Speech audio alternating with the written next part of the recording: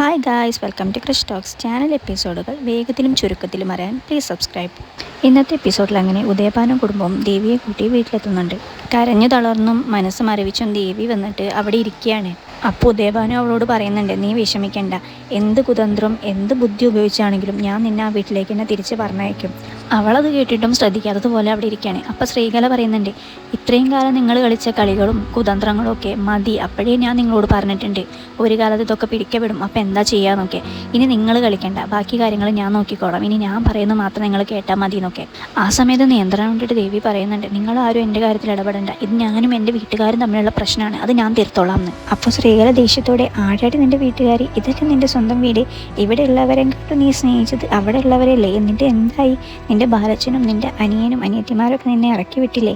നീ കരഞ്ഞതും കാല് പിടിച്ചതും ഒക്കെ അവർ ആരെങ്കിലും കണ്ടോ എന്നൊക്കെ ചോദിക്കുന്നുണ്ട്. എന്ത് വന്നാലും പ്രശ്നമില്ല, ഇതിനൊക്കെ ഞാൻ പകരം ചോദിച്ചിരിക്കും. നമ്മൾ നാണം കെടുന്നതിനേക്കാൾ ഇരട്ടി ഞാൻ അവരെ നാണം കെടുന്നൊക്കെ പറയുന്നുണ്ട് ശ്രീകല. പിന്നീട് കാണിക്കുന്നത് ഒരു ക്ഷേത്രത്തിൽ നിന്ന് പ്രാർത്ഥന കഴിഞ്ഞ് ഇറങ്ങി വരുന്ന ബാലനെയാണ്.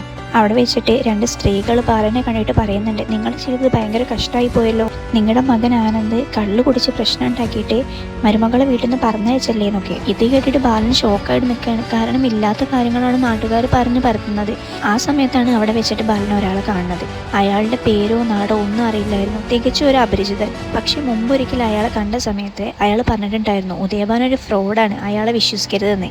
അന്ന് ആ സമയത്ത് ബാലൻ അത് വിശ്വസിച്ചില്ല. കാരണം അന്ന് ഉദയഭാനുവിന് ഭയങ്കര വിശ്വാസമായിരുന്നു. ഇപ്പോൾ അയാളെ കണ്ടപ്പോൾ ബാലൻ പറയുന്നുണ്ട്, നിങ്ങൾക്ക് എന്നെ ഓർമ്മ കാണില്ല, പക്ഷെ എനിക്ക് നിങ്ങളെ നന്നായിട്ട് ഓർമ്മയുണ്ട്. നമ്മൾ മനുഷ്യർ ഓരോ തെറ്റിൽ വിടുമ്പം ദൈവം ഓരോരുത്തരെ നമ്മളെ അടുത്തേക്ക് അയക്കും ആ തെറ്റ് തിരുത്താൻ വേണ്ടിയിട്ട്. എൻ്റെ ജീവിതത്തിൽ അത് നിങ്ങളായിരുന്നു. അന്നും നിങ്ങൾ പറഞ്ഞത് ഞാൻ വിശ്വസിച്ചില്ല, ക്ഷമിക്കണം, പക്ഷെ ഒരുപാട് നന്ദി എന്നും പറയും. പിന്നീട് കാണിക്കുന്നത് അച്യുതൻ്റെ വീടാണ്. മാമൻ പെട്ടെന്ന് അടുക്കളയ്ക്ക് കയറി വന്നിട്ട് സുകന്യനോട് പറയുന്നുണ്ട്, ഞാനൊന്ന് ദേവമംഗലം വരെ പോയിട്ട് വരാം, അവിടെയുള്ളവരെല്ലാം ദുഃഖത്തിലല്ലേ, ഞാൻ അവരുടെ കാര്യം ഒന്ന് അന്വേഷിക്കട്ടെ. എന്തായാലും ഞാനല്ല തെറ്റ് ചെയ്തതെന്ന് അറിഞ്ഞിട്ടില്ലേ അവരെ, അത് തെളിയിക്കപ്പെട്ടിട്ടില്ലേ എന്ന്. പക്ഷെ സുകന്യ അതിന് സമ്മതിക്കുന്നില്ല കേട്ടോ. ഒരിക്കൽ നിങ്ങളെ അവിടുന്ന് പണം മോഷിച്ചതെന്ന് പറഞ്ഞിട്ട് ഇറക്കി വിട്ടതല്ലേ അവിടെയുള്ളവർ, ഇനിയും നാണമില്ലാതെ അങ്ങോട്ട് പോവുകയാണെന്ന് ചോദിക്കുന്നുണ്ട്. അപ്പോഴാണ് അവിടേക്ക് അച്യുതൻ കയറി വരുന്നത്. കാര്യം തിരക്കിയപ്പോൾ സുകന്യ മാമൻ പറഞ്ഞ കാര്യങ്ങളെല്ലാം പറയുന്നുണ്ട്.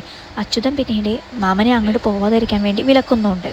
പിന്നീട് ദേവമംഗലത്ത് വിഷമിച്ചിരിക്കുന്ന ആനന്ദിൻ്റെ അടുത്തേക്ക് ആകാശും ആര്യനും കൂടെ വരുന്നുണ്ട്. അവരോരോ കാര്യങ്ങൾ സംസാരിച്ച് നിൽക്കുമ്പോഴാണ് അപ്പുറത്ത് മാമനെ കാണുന്നത്. അപ്പോൾ പെട്ടെന്ന് ആനന്ദ് എണീറ്റ് വന്നിട്ട്, മാമ ഇങ്ങോട്ട് വരൂ, നിങ്ങൾ തെറ്റുകാരനല്ല എന്ന് ഞാൻ തെളിയിച്ചിട്ടുണ്ട്, ഇങ്ങോട്ട് വരൂ എന്ന് പറഞ്ഞിട്ട് ആനന്ദും ആകാശും ആര്യനും കൂടെ മാമനെ വിളിക്കുകയാണ്. അപ്പോൾ മാമൻ പറയുന്നുണ്ട്, ഓ നിങ്ങൾക്ക് ഞാൻ തെറ്റുകാരനല്ല എന്നറിയാൻ വേണ്ടിയിട്ട് തെളിവുകൾ ആവശ്യമായിരുന്നു അല്ലേ, തെളിവുകൾ കൊണ്ട് മാത്രം എന്നെ വിശ്വസിക്കുന്ന സ്ഥലത്തേക്ക് ഞാൻ എന്തിനു വരണം, ഞാനിവിടെ നിന്നോളാം എന്ന് മാമൻ പറയുകയാണ്. ഇത് കേട്ട് ഗോമതി അവിടെ സങ്കടപ്പെട്ട് നിൽക്കുന്നുണ്ട്. പിന്നീട് ദേവിയെ കാണിക്കുമ്പോൾ ആനന്ദ് ഇരുന്ന അതേ അവസ്ഥയിലായിരുന്നു ദേവി. ആ സമയത്ത് ശ്രീകല ദേവിക്ക് കഴിക്കാനുള്ള ഭക്ഷണം കൊണ്ടുവരുന്നുണ്ട്. അവളത് കഴിക്കാൻ തയ്യാറാവുന്നില്ല. നിന്റെ ഈ അവസ്ഥ കണ്ടിട്ട് ഞങ്ങൾക്ക് സഹിക്കാൻ പറ്റുന്നില്ല എന്ന് പറയുമ്പോൾ അവൾ പറയുന്നുണ്ട്, എന്നെ ഈ അവസ്ഥയിലാക്കിയത് നിങ്ങൾ തന്നെയല്ലേ. ഓരോ അനുഭവങ്ങളാണ് മനുഷ്യനെ തെറ്റിൽ നിന്ന് തിരുത്തുന്നത്. ഒരിക്കൽ ഇതുപോലെ ഞാൻ ഇവിടെ വന്നിരുന്നതല്ലേ, അന്ന് ജീവിതം തീർന്നു എന്ന് കരുതി എനിക്ക് ദയവായിട്ടൊരു വഴി കണ്ടുപിടിച്ച് എന്നെ അവിടെ തിരിച്ചെത്തിച്ചതായിരുന്നു. പിന്നെയും നിങ്ങൾ ഓരോ തെറ്റുകൾ ചെയ്തത് എൻ്റെ ജീവിതത്തെ കുറിച്ച് ഓർക്കാതെ അല്ലേ എന്ന് പറയാണ് അവൾ. പിന്നെയും ഉദയഭാനു ന്യായീകരിക്കുകയാണ്, അച്ഛനൊരു കള്ളത്തരവും ചെയ്തിട്ടില്ല, അച്ഛൻ നല്ലവനായി എന്നൊക്കെ. നാണമില്ലേ അച്ഛനെ ഇങ്ങനെ കള്ളം പറയാൻ വേണ്ടിയിട്ട്? അച്ഛൻ ചെയ്ത തെറ്റിനാണ് മാമൻ ആ വീട് വിട്ട് ഇറങ്ങേണ്ടി വന്നത്, മാമൻ ഒരു കള്ളനായി മാറിയത്. ആ മനുഷ്യൻ്റെ സങ്കടവും കണ്ണുനീരൊക്കെയും ദൈവം ഇപ്പം ഇന്നീ അവസ്ഥയിൽ കൊണ്ടിരുന്നത്.